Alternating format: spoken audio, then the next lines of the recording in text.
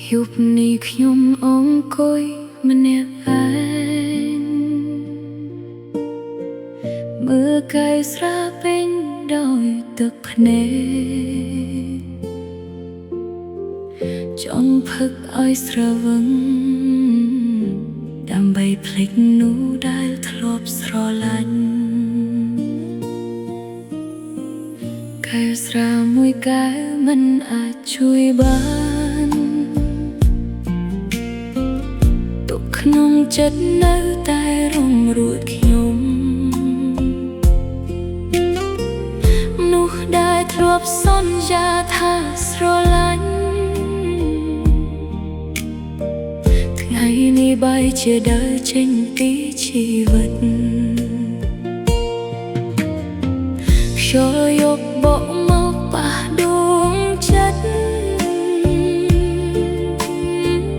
រងបាត់ត្រឹមចាស់ឲ្យឈឺជាងមុនចង់ភ្លេចអូនឲ្យផុតពីបេះដូងតែគ្រប់វិនាទីនៅតែនឹកផឹកស្រាលាក់ទឹកភ្នែកផឹកប៉ុន្មានកែវក៏នៅតែនឹកស្រវឹងប៉ុន្មានដងក៏មិនអាចភ្លេចនោះដែលធ្លាប់កាន់ដោយចប់ចិត្តផឹកស្រាឲ្យអស់យប់នេះ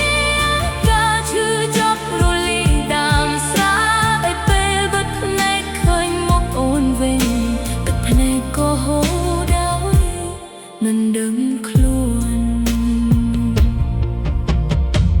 ភ្លើងក្នុងហាងស្រានៅតែភ្លឺ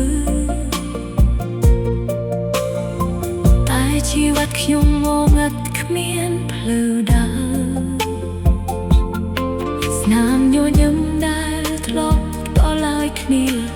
សល់តែរូបភាពក្នុង